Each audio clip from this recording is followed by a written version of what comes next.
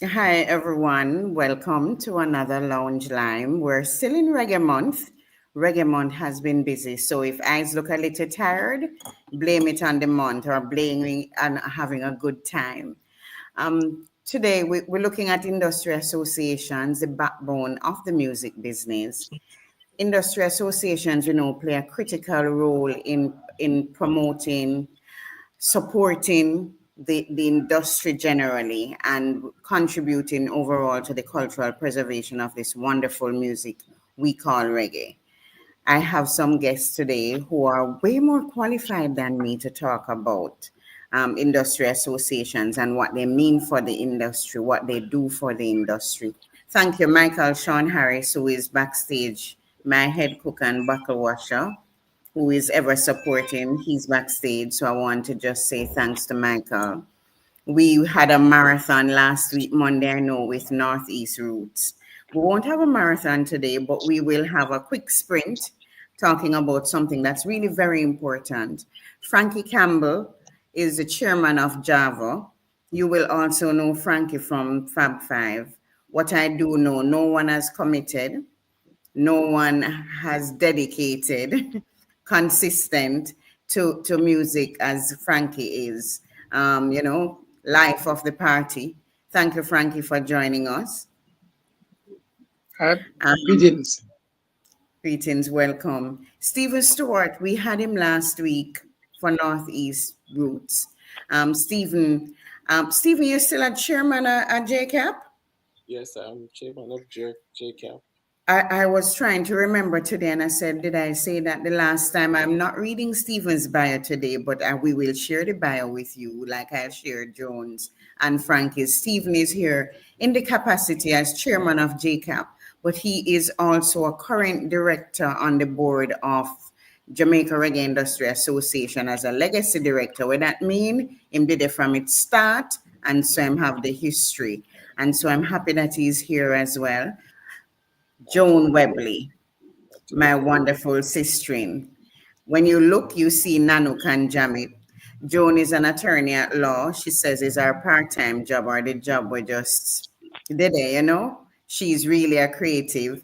Joan also sat on the Reggae Industry Board when it just started, the Jamaica Reggae Industry Association. So it's really good to see two of the original ones. And Frankie, you may have been on the board in the early stages as well for JaRIA as an umbrella organization, and we'll get into that a little bit more. So, welcome, Joan. Thank you very much. It's an honor to be in this room with these gentlemen, trust me. And always fun to be with you, Coleen. Oh, thank you. You see, she kind of put me last, like, let me say it quickly.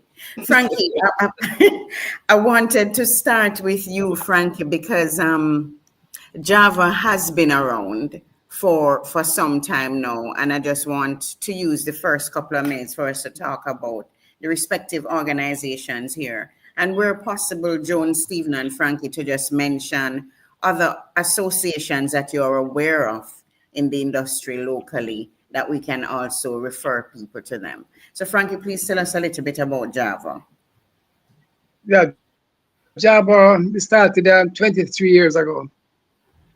Basically, JAVAA is really a social club because we found that most of the time we met at the backstage, rehearsals backstage, and lately, over the last 15 years, unfortunately, at funerals.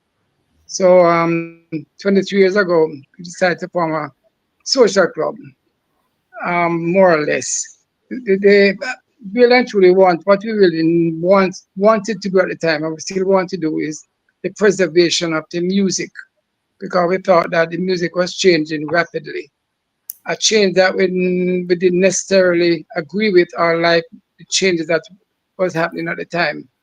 So quite a few musicians came together and we decided to form an organization where we can meet on a regular basis. As a matter of fact, nowadays we meet every week because it's really like a social club instead of just meeting at backstage and at funerals. Um, I personally have been with the Jamaica Federation of Musicians. I guess when I'm one of the older members, I joined in the early 70s, or was it the late 60s, and I'm still a member of the board. I have been a member of board of JaRIA, and I think I've been in all the. I'm currently a member of the board of Jams, so I'm really and truly have been around the music business for a long time. But Java, what we're trying to do is really preserve. We don't think that the vintage music, the music that really set the world on fire between the late '60s and the '90s, well, early 2000s, if truth be told. We don't think that in Jamaica, especially in Jamaica, the music is not given a fair chance, especially with the media houses. The younger DJs and jocks are not really giving the older people a chance. God, let's face facts. Master Griffiths, Barry Simon, Fab Five, quite a few of us are still performing and still recording good music, but it's not really getting the chance. People are not getting the chance to hear the music. So by and large, that's what we in Java, that's what we do. We have about 100 members roughly.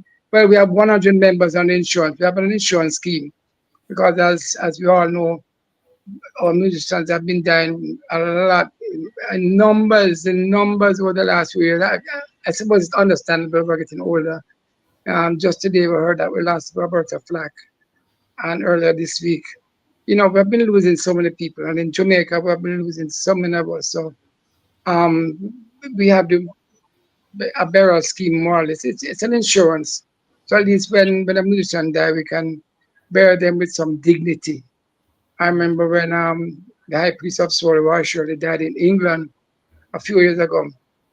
They were going to bury him in a pauper's grave because I don't know what he was doing in England all these years. But with the help of the government and Air Jamaica at the time, we flew him home and we had a decent burial for Roy Shirley. We're happy to have done that. And we have been helping to bury quite a few of our musicians, many of them who have fallen on hard times, because the older you get, the least work, least jobs you get, obviously. Some people get sick, and they are shut in, etc. So we find that we have been burying quite a few people. We're not a burial scheme, don't get me wrong, we're not here to bury people. But what we're trying to do is just try to preserve everyone with their health, apart from putting them back on stage. I remember we put back people like Keith Lynn, Dwight Pinkney, Boris Gardner. We discovered quite a few people, even Charmin Lemons, we discovered Charmin. So because we have done quite a few shows every year, we keep doing shows and highlighting our vintage artists, so that the younger ones can experience our segment of the music that really set the world on fire, as we all know. And I mean, Bob Marley is there. The world has kept Bob Marley's music alive. But who is keeping Delroy Wilson's music alive? Who's keeping culture alive? And so many of the Jamaican greats have been falling on the wayside. So in a nutshell, that's what JAVAA is doing. I'm one, like I said at the introduction, Coleen, I'm one of the old-time musicians who believe in what we're doing. We don't believe that the government and powers that be are preserving the music enough and giving us our due. The union, the JFM is struggling, JAVAA is struggling, many of us are struggling on a daily basis, and the organizations are not being helped at all in a meaningful way. But we're chugging along and doing what we can. So that's my opening remarks. Quite long, wasn't it? It's long, but so timely and really thoughtful, Frankie. We really appreciate what you've shared. Stephen, let's Yes. start with JCAP. Okay. Well, I'm happy to be a part of this conversation. I just want to greet Frankie Campbell, Joan. I'm told my Caris is in the background, and Coleen, thank you for having me. As you mentioned, I am to be the chairman of JCAP. JCAP is a membership organization. We have over 4,000 members of creatives involved in our group. And so we, of course, and our members are really concentrating on creating music. And so in our trying to create music, we want to make sure that the rights are recognized. And so as a CMO, we collect royalty on behalf of our members. We also feel that there could be, just like Frankie mentioned, we also feel that there could be more cooperation, active support. We feel that there has to be better enforcement of with our collections. We believe we need support also from the government as we try to protect, well, not protect, but as we try to do this as a membership association. Okay, thanks, Stephen. I noted the pause, which is unusual. If I know Stephen, the pause now comes so quickly, but give thanks. I recognize my other eloquent panel members. Joan, I'm going to take you from JaRIA. I just noting that Joan doesn't presently sit on the JaRIA board, but she's an original member of that board. And so, Joan, I wanted you to come to us from the perspective of why that association was formed, and what role do you think it played and is playing now? Absolutely. Thank you, Coleen, for the question. I no longer sit on JaRIA's board. The last organization I have interacted with, interestingly though, was JAVAA, because I continue to reserve that spot for that care or concern for the roots of our music, and I recognize JAVAA currently, I believe, as the entity that's most doing that. I thought in Frankie's sharing, Sir Campbell, really, when you were sharing, you may have thought it was long-winded, but I really thought it was so beautiful because it spoke to the reason why these things happen in the first place. All of these entities. JAVAA's members are meeting weekly because they want to, because they recognize the importance in community and community care, and that is leading into the question I've actually been asked, why I was so excited when I moved back to Jamaica in 2008. And I moved back to Jamaica in 2008, and at the start of 2009, was asked to go to a meeting. At the time, I was working for the ministry, and I was asked to go to a meeting to listen into an industry meeting about the forming of an industry organization. And as someone who had just returned back to Jamaica after more than 10 years of living outside of the country, and I had just come back from school, I had just finished studying music business and the legal industry and working in a law firm. And before I was coming back home, I kept thinking, actually, importantly, JFM, before I moved back to Jamaica, I was studying the Jamaican music industry to finish my thesis on copyright law. And I went to meet with the JFM organization, and I recognized how completely under-resourced this entity was. I was shocked. It was hard to find it. I'm a privileged person, an uptown person with my uni degree, and it was hard to find the office, and I recognized instantly that there is no way that this entity could really properly be doing the work of supporting Jamaican musicians. So I say all of that to say I come back to Jamaica already thinking that Jamaican music industry, by that time I had lived a few countries, and I realized Jamaican music is everywhere. I wasn't like Stephen, Mr. Stewart and Frankie Campbell know that from touring, but I knew that then from living around the world and seeing that Jamaica is everywhere. It does not make sense that our artists are I'm reading the reports in the paper, seeing that we can't bury our artists. It don't one-on-one not making two. So I was very enthused when I recognized in 2009 that the industry was coming together organically, it seemed, to form an institution, a members organization. The name wasn't even properly together yet at the time, and this was what grew into JaRIA. And when it was being formed, they opened up elections for persons to run for different positions, and I ran to be the youth rep on that board. So I still remember, I still have the email where I wrote up what I did and what I would like to do and why I would like to serve on this board of JaRIA. And it's one of the greatest, one of the best experiences of life, and a definite privilege to have had that opportunity to sit on the board with first chairman was Freddie McGregor. Am I correct? No. First chairman was Owen McIntosh. No. And You're it was Freddie. Yeah. I am correct. Okay, Freddie McGregor. And then you have men like Donovan Germain, Stephen Stewart. I mean, all of the names of persons who had contributed so much to our industry, and you could just sit in the room and learn and hear and listen and understand. So I'm hoping I've answered your question. JaRIA was formed in 2009 because the music industry felt that there was a need for an organization like that would help to like really look out for the interests of the music industry to make sure that they were properly developed and supported and protected. And thank you, Joan. And it's important, I guess, to state what the umbrella meant, that other organizations, other associations were able to be a part of JaRIA, even at board level. Absolutely. In the composition of the board, there was a real effort. The two things were the huge focus, I have to be clear.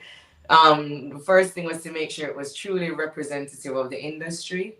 So there was a musician's rep, there was an artist rep, and this was in the drafting of the Constitution. Because I was an attorney, I volunteered. Myself and Jacqueline Lynch Stewart took the lead in drafting the Constitution, and Charles Campbell contributed a lot.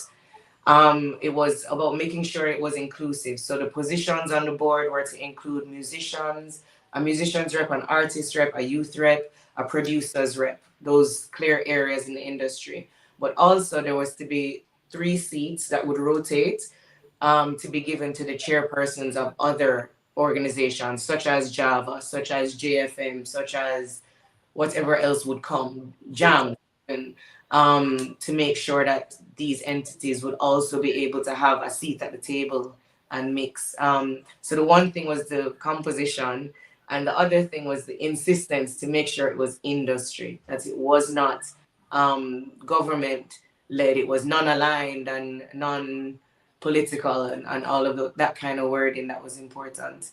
And yeah, it really, at the beginning, there was a great energy and it was a beautiful thing to be a part of. Give thanks, Joan. And thanks, Frankie. I thought we lost you for a minute, and it's really good. I kind of want to go back because all of us have been members of JaRIA. So it's really sweet having this group here to just talk a little bit about some of the initiatives that JaRIA would have started. There was a Preserve the Music campaign, a couple of drives in terms of how it helps with policy, because what we want our viewers to understand and appreciate that, Frankie, you've mentioned one thing that's really important. As much as we say burial grant, and we're not being morbid, but it is a reality that we want to, so we know that JAVAA has that scheme. More recently, we can talk about another time, the ministry has come up with an insurance scheme of some sorts that I'm still not very clear of. But the fact that these things are needed in an industry that is not considered formal enough to have these health plans in the way that regular working people are able to. I'm coming, Joan. And then JAVAA becoming a networking space. JaRIA too offered that networking space. So I just wanted us to talk a little bit about JaRIA in its early days and what it was serving, where we are today, and hopefully where we can go with it. Yeah, you really jogged the memory. So when you started to speak about stuff, there are some things that I had almost forgotten. The Preserved Music campaign, of course, was one thing that we launched and was a big part of I think it was 6 months that we were really pushing those conversations with even Parliament, because it was around payola and how we could really start to protect and carve out different spaces within the music for conscious reggae and for other music forms. And we see how Broadcast Commission has kind of taken up the mantle, I believe, and there have been changes in policy that I feel not directly JaRIA definitely contributing in terms of guiding stuff. But then there's other things And with having Stephen here jogged my memory that JaRIA did that persons would never be aware of, such as working with European festivals to try and create a better situation for Jamaican artists when they're touring over there, or even in China, trying to get investments to build academy on the lands that they said was there for the Jamaican music industry. You remember that, Stephen? An Yes, for sure. important link that JAVAA, when JAVAA started first, but a very important um, function that they did at the time in the early days was that they tried to brought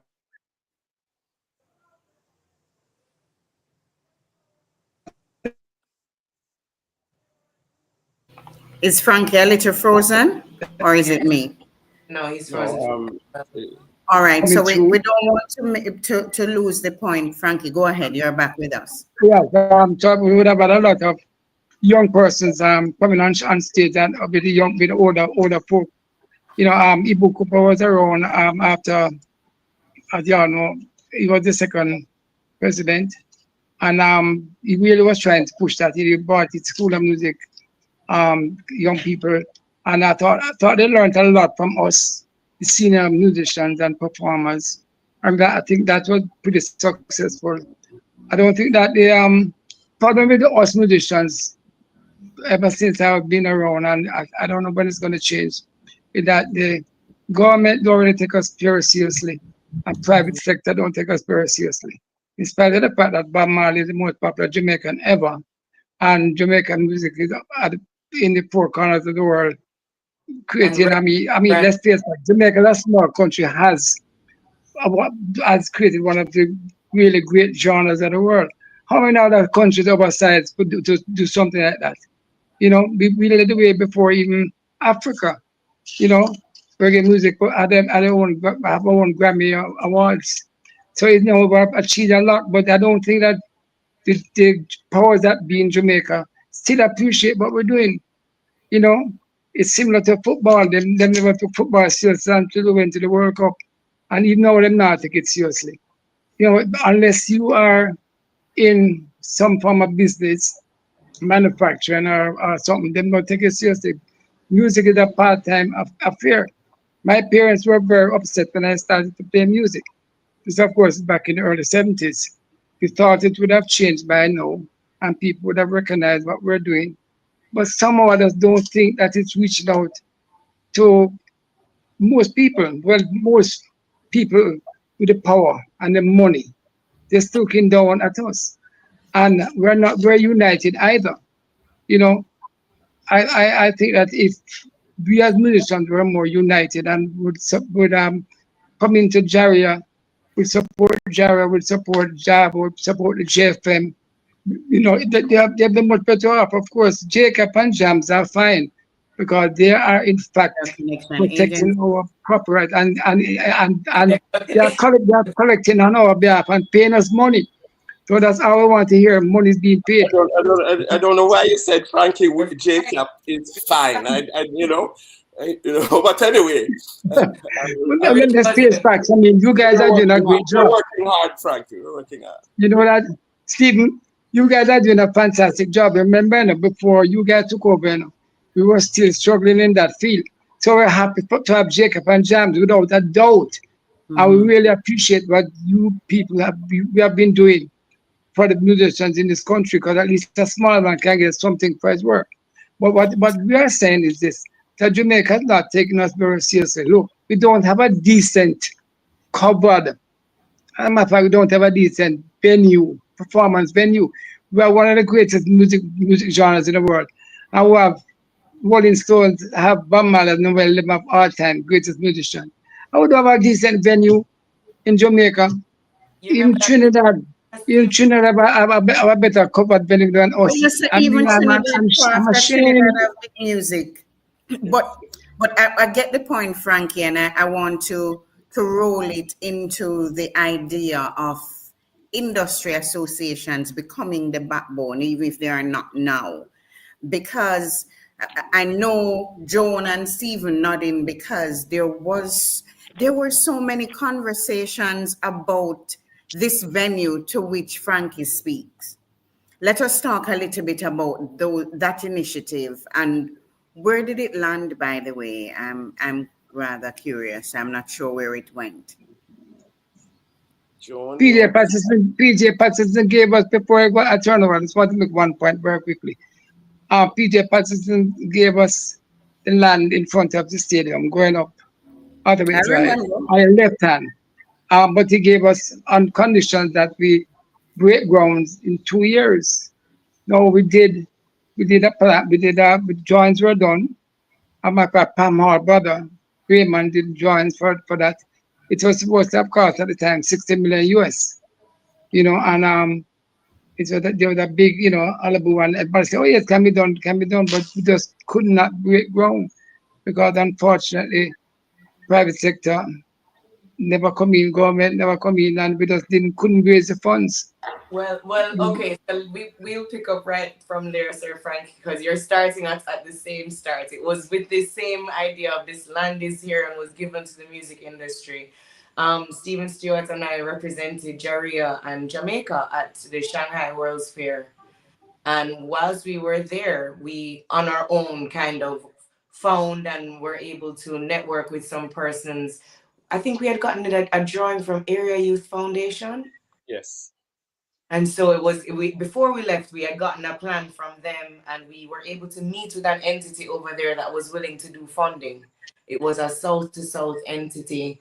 And even the stages that you speak of when at this fair, Sir Frankie, we were in some venues and some amphitheaters that Stephen and I were like, man, how do we have the conversations? Because Jamaica, as usual, with its music, created quite a stir. We were there with a cover band that by the end of a month had fans who were coming for autograph signings, and it was an unreal experience that we had.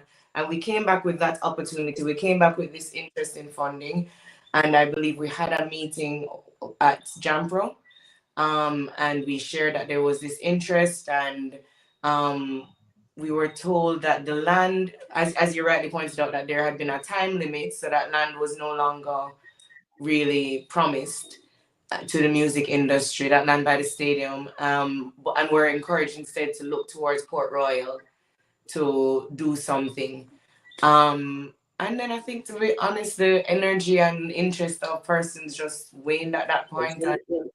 When we came back, I think we brought some sort of paperwork, and we also brought video. One of the interesting things was that the largest venue in that expo, that World Expo, they would now break it down and flatten the land. It was just done for the just for the fair, just for the World's Fair, and we explored whether or not you could break it down, put it in containers, and send it to Jamaica. It was better than anybody we had here. And we had, because of the kind of stir that we made, they were open to doing that. As Joan said, we came back to Jamaica, and you'd think that the powers that would move it along would grab this opportunity and run with it. We came, we did our work. We went there, as Joan said, representing JaRIA, because every other entity that has any interest in export or whatever was represented by way of this group. So you had the coffee people, but they totally ignored in the initial stages any music part of our expo, of our representation at the expo. It would have to be the work of JaRIA to try and influence them. In particular, the work of, it turned out that it was Joan and myself that represented JaRIA in this cause. And we came back with a kind of enthusiasm. Look, we did this. We even have some funding, and there was no follow-up. So that was very disappointing. But just to treat a little of what Frankie said, that we're in a good position. I mean, JCAP. In the case of JCAP, we feel very proud of our board of directors, and they're really trying to guide these 4,000 members with information and making sure that we're on our game with forums, membership forums, and so on. This is the way we try to keep our members aware. Why? Because our industry has this kind of you over there, so you over there, so, and so on. We want to make sure that, at least in the case of associations such as JCAP, that our membership would have the kind of information and tools necessary for equipping them with the kind of information so we can move forward and stay together. If we don't have that, we would definitely fall apart. Mm-hmm. So I just want to mention, you say we're in a good place. We're in a good place, Sir Frankie. And I think it's some of these initiatives that taken, jams sometimes indicates jams, and ourselves sometimes I even come together. What we need is our coming together, even some more of our different associations. Presently, the JFM needs some bolstering. That is our so-called music union, and I would like to see them have more of a voice. So with the strengths, these different strengths, a strong JFM. Frankie's doing a good job with JAVAA. There's a presence. I think in the case of JAVAA, the vintage artists do feel supported.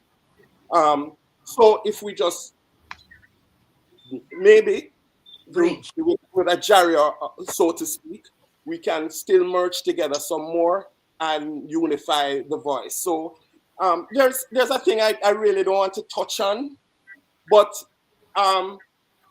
I believe that in some cases that the type of support that we get from the government could be directed differently. I believe that maybe sometimes we probably feel that we as let's say the practitioners might have competitors. And so I feel that the kind of support the government should facilitate freeing us to do what our different industry people do. I know in the early days of JaRIA, the ball was set a rolling, mainly by the work of the board. In the initial JaRIA setup. So, Stephen, right? I saw, I not want to break you, but I don't want to lose some of the really great points that you raised in this section. And I saw you, Joan, that your hand was raised. And I'm pulling on the unified voice. I want us to discuss what that really ought to look like, because we talk about it a lot. But when you really look at music industry, we have successful musicians or artists, but do we really have a successful industry? And I think that we tend to become a little misguided because we're looking at those who bust super big and the ones who are not so big and the ones who are forgotten. And it feels like a very selfish industry because it's really a one man thing. And the unity, even the unity in agreeing to what you're paid. the unity in accepting what we want from government. Because government job is not so much to direct, you know. We are to make the demands that we want for an industry. So I want us to talk about what this unity looks like. Joan, I'll allow you to make your point before, but if the three of you could comment on what's the dream when you look at, let's look at a utopia for a united music industry and tell me that's one. And then I do want us to go back to the conversation about a concert hall or venue that we really need to touch and see how the associations can help with that. But I also, and the final thing that I want us to cover while we're here, because we don't have much time, is really what is the role of government? What government is supposed to do and what we are supposed to do as industry, as practitioners. So, Joan, go ahead first. We're coming back to Frankie, then back to Stephen. We're rapping. Okay. We're not rapping. We're touching the points. Touching that. Interestingly, why I had raised my hands is really along those lines as well. When Stephen was speaking, you know, about the fact that JCAP is doing well and explaining that it's really members driven, what I was sensing and what I also feel is that we are doing better as an industry. I think that if we're to take an honest look at where things are and from where they were till now, you cannot say that things have not moved forward. You cannot say that the work of these industries have been in vain. Really, I think JaRIA has done a yeoman's effort. JCAP continues to grow and get stronger, and JAVAA continues to remain consistent and committed to its members. And I feel like over the years, I guess taking that optimistic look and moving into the utopian version of what you'd like to see, I would hope that, you know, JaRIA wasn't the first attempt at starting an umbrella organization to pull everything together. It's a good idea and it just makes sense. And at the end of the day, it's what makes the sense for us to come closer together and do for ourselves what we don't see being done otherwise. And maybe it is to be done by us. You know, there are many industries have their own industry association that does things for that industry, much like the JHTA, Jamaica Hotel Tourist Association. They are an industry association. They do things for themselves. They lobby for themselves. So for us to really do that, it's not, you know, touching on the role of government. It's not, that's kind of the way that a society functions, is in that industry associations form to represent the interests of an industry. The challenge that we have in music industry, as Sir Frankie and Sir Stephen have pointed out, is that it's a very competitive music industry. And at times it's been challenging for the musicians to find what they're unifying around. And I think that has been the challenge, you know what I mean? Like we with JaRIA, the thing that they unified around, and I feel like that person that kept saying the sky was falling, but the thing that we unified around was Reggae Month. For better or worse, that is what JaRIA unified and kept, that's what kept us all going. Although the other committees were there to look at the other business of the industry, what everybody could be agreed that they were interested and supported around was Reggae Month. And so that got the energy and the interest. But that's not necessarily all that needed support. Maybe we also needed to, for a country like Jamaica, that says that it wants to be a cultural super state. I'm not saying every country needs to do this, but for a country that says we want to be a cultural super state that recognizes music as its oil, it's ridiculous that we don't have this performance space. It's ridiculous that we don't have the performing rights high school. It's ridiculous that we don't have a proper welfare fund for musicians. You mentioned, Coleen, the fund that was launched last year, and I'm very concerned about it. I think that's unfortunate that lots of persons, and maybe people aren't questioning it, but I'm concerned because from what I can understand, and there doesn't seem to be a lot more information around it, it really only seems to be a 1-year fund that I don't understand how it's structured to really sustain and be the long-term thing. And I'm thinking that what we would like to see, going into what we would like to see, is something that and the systems exist in Australia. That's where I did my degree, and it existed from way back then, decades ago, or what exists in France, where people who are musicians can send in their set list, can show what work they are doing as musicians, because not everybody is touring internationally. But there are a bunch of other persons who are in studio consistently working on their craft And if we were to design ways that they could account for the time that is being spent, or they could, they could in other ways contribute to their, maybe we had a national publishing system. That's another idea that we should coalesce around as a country. If we had something like that, and every man in the street could, who is an artist, could contribute their songs to the national publishing company, and then in return get a what you call it, when you retire, a pension. These aren't things that are so far-fetched that we couldn't structure it for our people, and that is the role that government has to play. I still think JaRIA and the industry should be doing certain stuff for themselves. I don't think it's necessarily the government's thing to do everything Amen. for you, but there are things the government should be doing, and that pension scheme is one. A proper pension and insurance scheme is. And we want to declare we commend the initiative.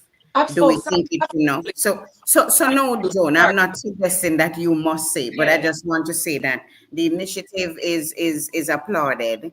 I think it's a step in the right direction, but we have some work to do. Over to you. I'm concerned about getting something that sustains. That is it. But it's better than 100%. Thank you, Coleen. You're correct. Frankie?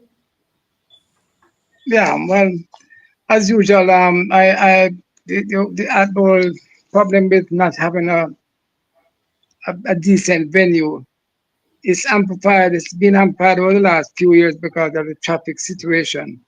Do you realize that you can hardly put on a show on Friday now in Kingston because you'd have to start the show at about 10 or 11 o'clock in the night because people just can't leave from work and get anywhere at all. So we're regulated to Saturdays and Sundays, 2 days of the week to put on a show in Kingston because it's so very difficult. And we sat down for all these decades, and now space in Kingston is so limited also because where you put a venue, you have to put a big parking, a really big parking lot, and that's going to be a major crisis. So we're running out of time. I've noticed the Cayman's lands are being utilized, and I don't know what waiting on to do something because that seems to be the only space that we have now. Because whatever you have, think about parking. We're very disappointed. You know, the number one tourist attraction in Kingston is the Bob Marley Museum, understandably so. And JAVAA, we have been trying to get a walk of fame around the Emancipation Park for the last 15 years. And we're not getting anywhere with that. We're not asking the government for money. We have all the plans laid out and we fund it ourselves. But we just not getting anywhere. We weren't disturbing the park. It's a sidewalk we're using, of course. And it would have been a great addition to Bob Marley's museum as a tourist attraction in Kingston. That along with a first-class venue. Remember, we had a covered venue that could seat probably 5 or 10,000 persons. It could be divided, so it could be used all year round for smaller events. And when you have a really serious big event, it could be used. So it could be a commercial success. But of course, we as musicians, like we have been saying, we're not very united. The ones who are successful, they are very successful, and they're not passing it on. And nobody taking us very seriously. So what happens is that when we die, everybody big us up, and we have a nice service, and then we dead and gone, and the music stop playing, and that's the end of that. So we have a serious problem. People still not taking us seriously, and we're just sort of stagnating. I don't think I think we reached much further than we were up to the 90s, up to the 70s, 80s, and 90s, and early 2000s with Sean and Shaggy. We were making hit records, especially in Europe and England, every single year. But that's not the case over the last decade, from 2005 to now. So it's very disappointing. The young musicians are not learning from what we did. They say, we're old and we're tired, and we must step back. Fine, and we understand that they are young and they must do their own music. But the point is that you can't go far unless you know where you're coming from. You know that's truism. So therefore, we're trying to convince young people, not telling them to change their music, but we tell them to upgrade it, upgrade the lyrics, upgrade the music, and let us try and go back to where we were in the 70s, 80s, and 90s. when the world really rated us as among the great genres of this world. And that's basically it. We're very organization, the JFM as a new body, a new set of young people really trying their best, headed by a young man who is really strong. So hoping that over the next couple of years they can move forward with the union and regularize a lot of the things that in the hotel industry and all over Jamaica for musicians. I remember, there was a time when Bob Marley was on tour and the American Federation of Musicians asked him for his union card and he could not produce it. And they called Sonny Bradshaw to verify whether or not Bob was a member of the union. And of course, Sonny, in his goodwill or good faith, told her like a white lie. Told her like a white lie and said, boy, he's a member of the union. And as Bob came back to Jamaica, he joined the union. So, all these things are very important in moving forward, the moving industry forward. And I just like again to say that JCAP and Jam doing a fantastic job. The West and JaRIA, pretty good. I noticed that the minister has put on their own big show, which I kind of put JaRIA show on the back burner. Frankie come from like that today. Not like that. But that's how it goes today. Frankie, you know what I love about Frankie, and perhaps it's a gift that you are given when you get older, that you really don't have to walk around in circles and tippy-toe. You just speak your mind. I really appreciate that. Because the truth is that sometimes I feel like a hypocrite because I'm trying so hard not to offend anybody. And I really don't want anybody from government to take anything personally, because I think it really is incumbent on all of us to be honest with ourselves when we reflect on what the industry or what the semblance of an industry that we all love, that we all work hard for, that we have to be able to speak honestly. And they see it not as criticism and throw blame, but rather as a really honest, conscious effort for us to improve what we do. Yeah. Sorry, Coleen, I hadn't finished up a little point of what I wanted to say, and that just reminds me of it. Is that I really hope when we're talking about what we hope for the industry now, I really hope that after all of these years, because JaRIA is not far off 20 years old. So speaking about JaRIA, right. My hope is that the suspicions or any sort of things that or misgivings that prevented the full unity that was required for it to move forward, that everything can be pushed past that, in the same way that you speak of the even within the ministry, we're all it's a small society. So the personal parts of it, if we can move past that, and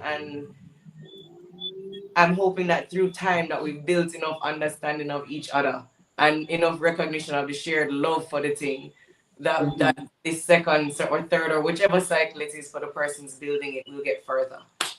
Yeah, man. I mean, Stephen, I have to go throw you in the fire for this, because when JaRIA started the Reggae Industry Association Awards, JaRIA Honor Awards, I learned so much from the honor awards in terms of the people behind the scenes, whether they were engineers, producers, people mentoring others, people in media who were contributing to the industry that I would not have known about, musicians I wouldn't have heard of if it were not for that award.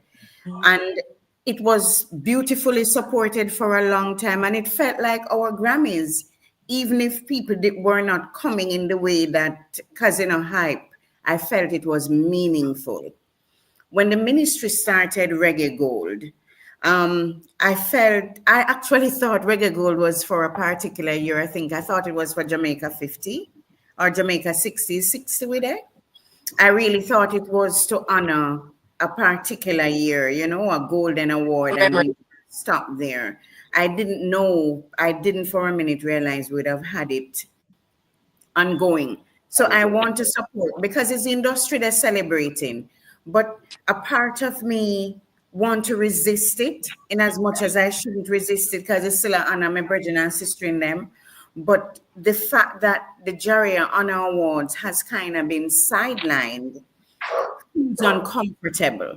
And then it's the same, the idea, there are no new ideas, we like to say. So even the symphony orchestra, that was such a unique brand at the time, there is now an orchestra. Yesterday, Abba living like Water, them that say in a country, because I saw that my darling Dean is the band leader.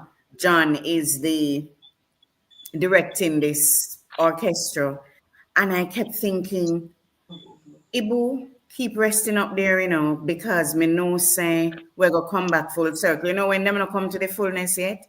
Because I really it felt like, what are we doing? Yeah. The government's job. If we were to even list the things that government's supposed to do in cultural and creative industries, I'm preaching now, but I'm not preaching. Let us go from one, putting in legal structures in place. Let's tick them as we go along, helping us to invest in venues. We have a school of music. I remember when we were going up for Creative City of Music, how big up Edna was on the application because it was an important part of the ecosystem. So I'm saying, if it is that we say that these things are important, then we really have to list it out. And that is my challenge to the associations. The association must have a coming together. Perhaps Reggae Online can facilitate online conversations that are open so everybody can participate in it, so it's not behind closed doors. But we're able to have conversations about what support do we need from government? What support are we giving? Are the successful musicians without blame? Are they giving back enough? I don't know, but Stephen, so I'm throwing to you. You haven't spoken on the matter yet. And so I'm throwing to you for you to just comment on that, because I'm still on the unified voice. And if it's the associations are the answer, then I have the associations feelings. Yes, I feel there's the answer with the association kind of throwing me in the fire, as you said, because I started to use the word competitive, and it would feel a little competitive if that's something as organic as the JaRIA awards, as you mentioned, wrote to the association. People came together. You had people, suppliers coming together to honor these awardees in a very genuine spirit of honoring these people, and then all of a sudden you have another award that it feels, the word, it can feel. I can feel, I can understand why some of the practitioners would say that it feels like it's a competitive, a competition. With regard to the venue, all these mentioned venues that have been earmarked are all without a roof. So if there's a problem, so it's a yard and they name it, right? So it's as a promoter, you'll be scared because you're not guaranteed, for reasons of weather and so on, whether or not you'll have you have to be watching. I have said it over and over and over in different meetings, and I'm saying it in this, is that there is a building that is underused. It is the National Arena. The sport center, everybody has gone over there and do many things, and it should be kept that way. The National Arena can be retrofitted as a covered venue for performances of a certain size. Of course, it's not going to hold the 50,000 people. But for the 7,000 and so on, you can retrofit. If they said, okay, the National Arena has a problem with the acoustics. Yes, it's a rectangular building. And so sound don't like those fixed shapes. But if you call in, we seem to be very friendly with the Chinese now. Well, call in a Chinese company and drape the arena. If you put the fire drapes in the arena, the sound signature in that room changes completely, right? And I've said it and said it and said it. I don't know what's taking, what in France, they have a similar shape building called, well, all over France, they have a similar shape, rectangular, boxy building. They are called zeniths. In Paris, you have a zenith. In Bordeaux, you have a zenith. Every town have them zenith, right? And it has the similar shape of the arena. All they did was treat the inside of it, right? So you fly drapes, and I'm saying it as to the method because it's cheap. You know, if you do no whole put in, they just fly drapes. If you want to motorize the drapes, so them come up and go down as suited as necessary, and just retrofit the arena for covered live performances. It is sitting there otherwise doing nothing. Give thanks, Stephen. I know we haven't lost Joan, but she's still with us, and we'll be back in the show. And she's here. But you know, the issue of venue and the issue of what government should provide could take a whole different conversation. It would take up all of the time we have here. But I do think what it's pointing to is that associations, as backbone of music business, your job is really to advocate. And Joan, when Joan said that one thing music industry agreed on was Reggae Month we must celebrate. You know, when the smoke clears, when Reggae Month done and we're tired for these wonderful celebratory events, where are we as an industry? Listen, was I not Chicken Little? Coleen and Stephen can attest me running around like Chicken Little going like, we cannot let everything be about Reggae Month. We have to find a way to bring the energy into the advocacy or the other things, because I know we all enjoy the shows and tributing our music. That's really the heart and core of why we're all here. But it's a lot harder, Coleen, to get persons as motivated for advocacy work for two reasons. One, you're really risking your economics in some way, because when you put your head out, when you put your head out there and you start to complain or not complain, but voice concerns or raise issues, you become a target and you lose work. And I experienced persons in the industry even distancing themselves from me when I was the head of our advocacy committee. And then the other part of it is it's just not as fun. It's not like the show, you know, it's a lot of behind the scenes work sometimes. And it can take a long time to see a result. But advocacy is hard work. It's dirty work, but it is necessary work.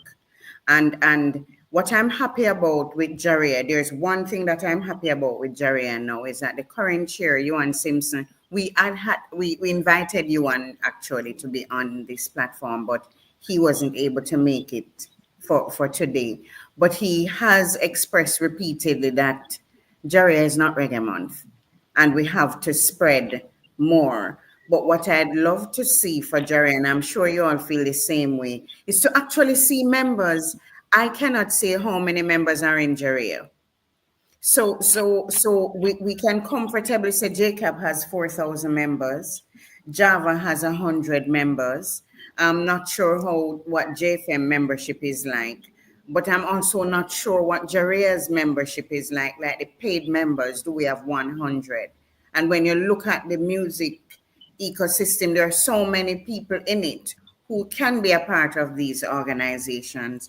After COVID, when the ministry had the grants, I think JaRIA got the most members. I don't know if that affected you to Frankie, where people wanted to collect but had to be part of an organization, of an association. And so people were signing up out of the blue. Yeah, ma'am, we signed up quite a lot of persons. But one problem with the Reggae Month is that it's all in Kingston. And it's also Reggae Free Month, because we can't get any work during Reggae Month because every show is free. And Barely made a big mistake in 1992. 1990, when Carnival started, it kept Carnival in Kingston only, where he should have sent Pop Pipe and Bass Centers and other bands all over Jamaica. Whilst he was playing somewhere else, he didn't do that. And that is why Carnival faltered after a while. And Reggae Month should have been by now. You have shows all over Jamaica, whether they're free or not, fine. But you should have been in Mandeville, you should have been in Port Antonio, all over instead of just Kingston alone. I saw That is one of the problems with Reggae Month. And as a result, to go west. I just wanted to put that in. You know, I mean, so that basically, and it's very hard for us as musicians to get work during Reggae Month because so many free shows are all over the place. So it's kind of rough. So it is not a profitable. That's interesting. I never Not thought really. about that. So it's not a profitable month for musicians per se, or No. some musicians. Yeah, some musicians do work. Who are still booked in Reggae Month. That is one thing that a lot of persons, the business side of it, that's ramped up during February and is still continuing. You see a lot of agents coming down, and yes, the shows are free, but a lot of new acts are being booked off of those shows for touring seasons. Do we have proof? There's no empirical evidence being gathered, if that is what you mean. But I mean, I'm speaking to musicians that this is happening for now. With anecdotal evidence at best is what I guess we say. And I don't know that there's logic in that because we always have scouts at the different shows, even if it's not a full month. In Reggae Month. But I think that Frankie's point is well taken, that Reggae Month is... The vision for Reggae Month out of JaRIA really too was that it was going to be all over the world. It wasn't that it was just limited to Kingston, Jamaica, but all across Jamaica and eventually globally. Yeah, it was definitely both. It was both that it would be everywhere of the world, but also that, yes, you're correct, artists are booked all the time, but in a concerted effort, we would be telling the world to come to Jamaica. And we would be kind of positioning new acts. JaRIA was to have really had much stronger connections throughout the world. And that's one of the things I was also mentioned before with the French festivals and with other festivals. We were supposed to be playing a great role because we disappeared in a lot of the festivals internationally or disappearing. I have a question. You with one of the French festivals in partnership. I don't know if you remember. Joan. Oh, yes, with Reggae Sun Scare. Yes. Yes, I do remember that. Joan, you went 1 year as well? Absolutely. I had started the cooperation agreement. We started actually drafting an agreement. I think I went to the second year with, was it you, Stephen, or Sam? I think it was Sam Clay. Sam. So, you know, we really have to call some of these people's name in time, you know, the ones who really contributed. Joan Sam is another name that we must call for contribute. Carol, what's Carol last name? Lawrence? Yeah. You know, those, there were individuals who were just giving. Paul Love, who were giving because they wanted to see a unified industry association. But I wanted to ask something that we hear a lot of complaints about. And Frankie, you brought up the Reggae Month and the fact that artists aren't earning. How are artists booked for these shows? And is there a system that we could perhaps recommend so that it is fair and equal? I feel like somebody said something when I make no sense. No, it makes sense. It's a question. Do we know the answer to that? Or artists booked? I don't know. Can you JaRIA? I know how it was booked. In JaRIA, it was. In other words, okay. But what I do know is that during Reggae Month, a lot of young artists are given a chance, which is good. Which is excellent. That much I do know. And I don't know if they've been paid or not, or they just come for promotion. But you know, I know a lot of young people are promoted, so that's fantastic. You know, go ahead. Sorry, Colleen, it's a good point that you make because I went to a JaRIA show last Wednesday, for example. Excellent show at Edna College, and they had guests visiting. They were in groups. But how artists were booked with JaRIA, every week there was really intensive debate by the committee for months leading up to Reggae Month to decide on what the theme was. And then each week was telling the story of those themes and finding acts that would fit into what that storyline was. Some were based for personal connections. It's getting a little choppy. Am I freezing? No, you're not freezing. Stephen is. Oh, okay. Okay, so some were a little, some were personal connections, but most were really just given a stipend. There was really never much budget. The connection is breaking up. I don't know if anyone else it's not Joan. No, I think you may be breaking up, Stephen, because you were frozen just now on the screen. Yes.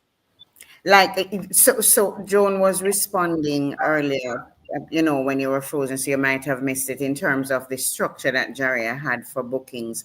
What I did like about the Wednesday concerts too, that I don't know how much we have it, was the style of teaching as you entertain.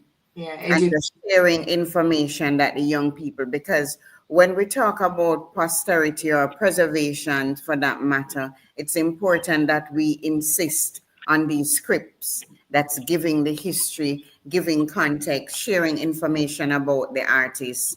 And that for me is what is missing. Exactly. I saw the Heptones and Aswad last Wednesday, and there wasn't there was no context.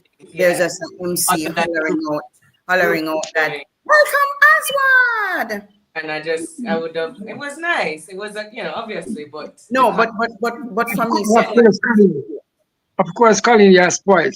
You're spoiled by Ibu. Because Ibu used to just ad lib, because Ibu knew it all. So Ibu didn't have to have a script. And Ibu just ad lib and just. He had a script in his hand, It's hard to follow Ibu, It's hard to follow Ibu, Let's face facts. You have to know your stuff. So, we had a script, I agree 100%. So, but what I want to also acknowledge is that the script may very well be missing because the support is less. JaRIA's support seemed to have really diminished over the years, in terms of once coming on board to make it be the highlight events. No, it feels like there are fringe events, just the events on the side. The problem is this, Colleen, could I say that by moving down to UDC, that the crafts market, I'm sorry, that was a wrong move. I think we were down there for 2 or 3 years. I used to go there almost every Wednesday. And let's face facts, unless you drive, number one, it's not safe to go down there and walk to take a taxi or something after the show. Okay. So that was a bad move, because I knew a lot of people who were not necessarily squeamish or anything, but they just didn't want to go down there. Down Class Market, down King Street is not bad, but on that corner there is kind of rough, So I would suggest that they go back to School of Music and amphitheater. Of course, this year they didn't advertise it much. It was a sudden thing.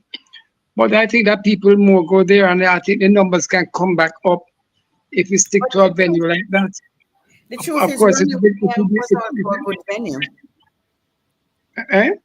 Ronnie Williams was also a good venue. But and of course, Emancipation Park was fantastic. Emancipation Park, centrally located, and people just came out in droves.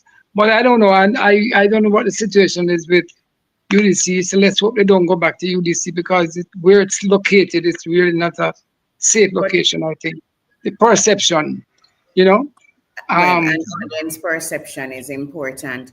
Okay, so I want us to really just zoom back in on we're on StreamYard and I'm saying Zoom, but so it is. The industry associations, what is the role in terms that we have now as members of industry association to all bring this back together? If we say that Reggae Month is supposed to be a space where Jamaica becomes a big festival village, what can industry associations do? what role can you play in getting that back on stream? JAVAA's role is that we're quite able, capable, and willing to put on shows wherever we're needed. In other words, we don't mind putting on shows outside of Kingston. But the problem is that everything costs so much nowadays that if we don't get some sort of funding, it's virtually impossible.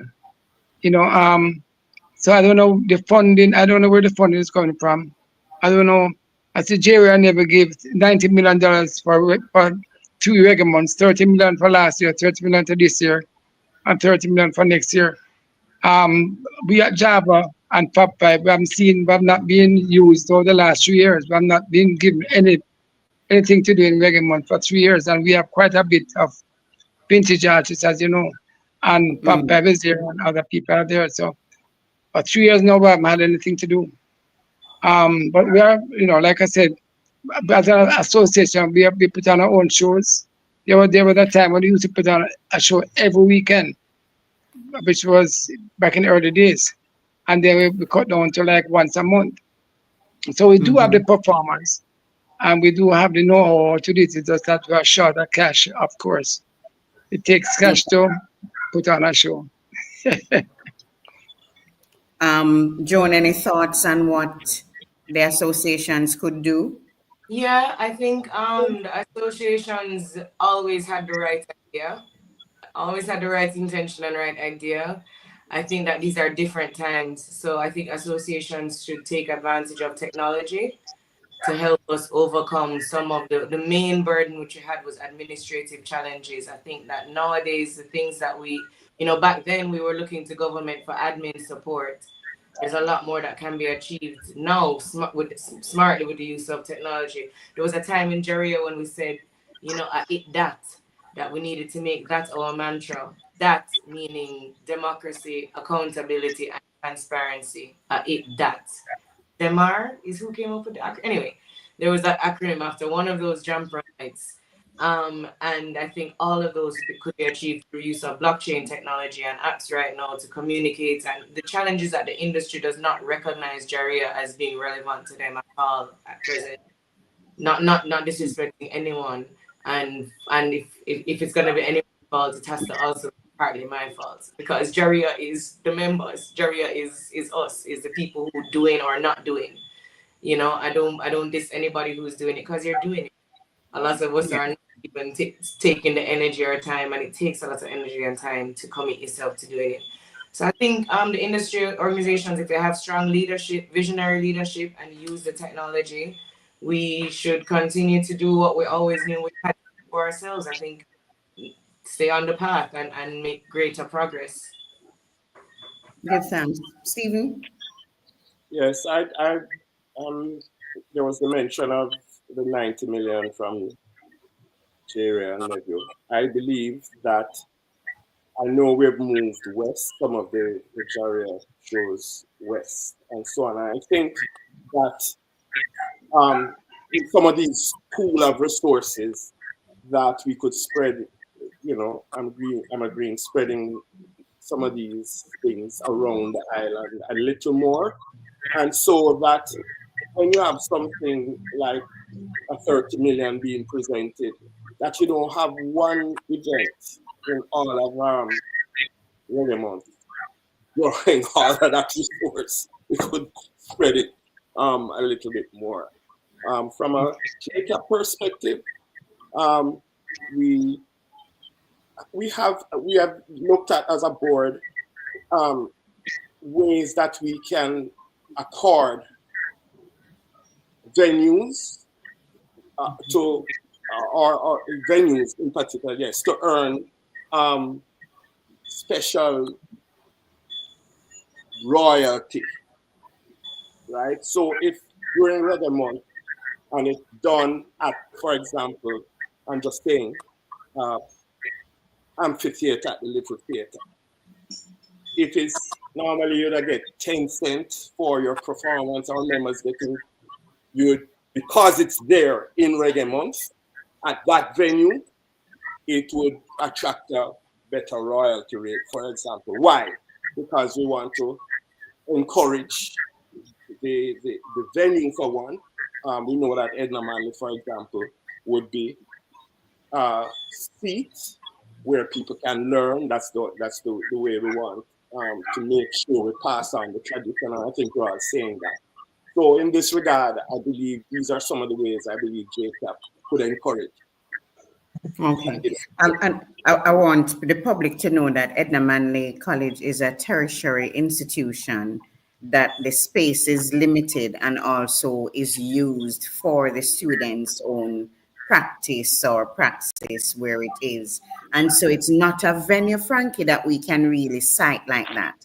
Because, for instance, if the School of Drama were having an outdoor play, the amphitheater would not be accessible to the public because it now is student pay them fees and have to have access to this space. So we ought not to be in the country that created this beautiful sound and not have options of where to go for, a venue for where we go every week for this. But I do agree with the points about going across the country a little bit more. I have many questions that I cannot ask here because of it's not what we're discussing. But when a corporate entity decides to support, and in what way you support, but you support through the government? This is one of the things where, as I said, you have industry people ask similar questions, Coleen. And what I respect, JCDC, me tell people, say, me think them are the most hardworking government organization, especially, when it's festival time and you see the events going. But I don't see Reggae Month in that way. I really see Reggae Month as an opportunity for industry to step up and an opportunity for government to support industry stepping up, and not so much to turn it into a JCDC set of events. I really think that ought not to be where we where we're going, but that's where it is right now. But yes, I know we went over an hour, but it was worth going over the hour. Sometimes we have this topic, and I will be very open to say that sometimes we're having conversations and I will go all over the place because that's unfortunately or fortunately that's how my brain works. But we go into places where we did not plan. And because I'm as comfortable as Stephen is on his chair, Lounge Lyme just kind of affords us the opportunity to allow the conversation to lead us sometimes. But coming back to the center, which is usually our theme, and for today, it's industry associations, the backbone of the music industry. And as we wrap, we just want to remind everyone of the industry associations we have in Jamaica. We have JCAP, the Jamaica Association of Composers and Producers, I say go? Authors and producers. Authors and producers. And publishers. I'm sorry. Say it for me, Steve. Jamaica Association of Composers, Authors and Publishers. And JAVAA. Say what JAVAA means. Jamaica Association of Vintage Artists and Affiliates. Jamaica Association of Vintage Artists and Affiliates. So don't be frightened when the head of JAVAA is 30-year-old because he's an affiliate, even if not yet vintage. And JaRIA Joan is Jamaica Reggae Industry Association. And we mentioned some people that we want to make sure that the acronyms are clear. JFM, Jamaica Federation of Musicians. Jamaica Federation of Musicians, yeah. And we also mentioned JAMS. Jamaica Music Society. Is there any, and there is a Sound System Association, I remember, that was formed. Is there any other association that we might not have remembered? Not as it relates to music industry. But Connie, can I just quickly say in answer to today's question, yes, music industry organizations are the backbone of the industry. I think if it doesn't exist, they would have to be created. It's like God in that way. We once we are coming together and being together, JAVAA again is the most authentic representation of that to me. They're meeting weekly because that's humanity. Yeah. So the answer is yes. So the final question or the final comment that I'd love for you to make is, how do we support these associations? How do we strengthen associations? If you were to I will ask start. something, yeah. I will start first and foremost. In certain JaRIA and JAVAA and JFM, join the association, be a member, and not just be an passive member, be an active member. We're always looking for people with good people with ideas, people who can motivate people, people who are willing to work, people willing to bend backwards to make things work in the music industry. I know JaRIA feels the same way, JFM feels the same way, and of course, Job. I noticed I never mentioned Jams and JCAP because them are right already. Money machine. I knew that's what you'd say. Stephen, Them are- how do we strengthen? And you don't have to speak to JCAP when I need no more strength. I'm joking. You know, our creatives will always need more and more strength. But, when we create the thing, that is how the magic happens. So we always, as creatives, will need every strength. But a coming together of our various responsibilities, coming together of our minds, our collective minds, to see how we can strengthen each other. Although you have creatives, but some of these creatives are musicians and perform in hotels and have to go overseas and have union issues and so on. And so we have to look at in the ways we can strengthen. So if we're hearing about issue that's happening, all of us. I'm hearing, 1 second, Stephen. I really want to hear, but I'm hearing something in the background. I don't know.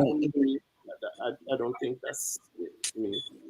Okay. Frankie, you want to close your mic for a little bit? Something is creeping in, probably something on in the background. Go ahead now, Stephen. Yeah. So, as I said, this is where we can support around each other. All of us affect each other.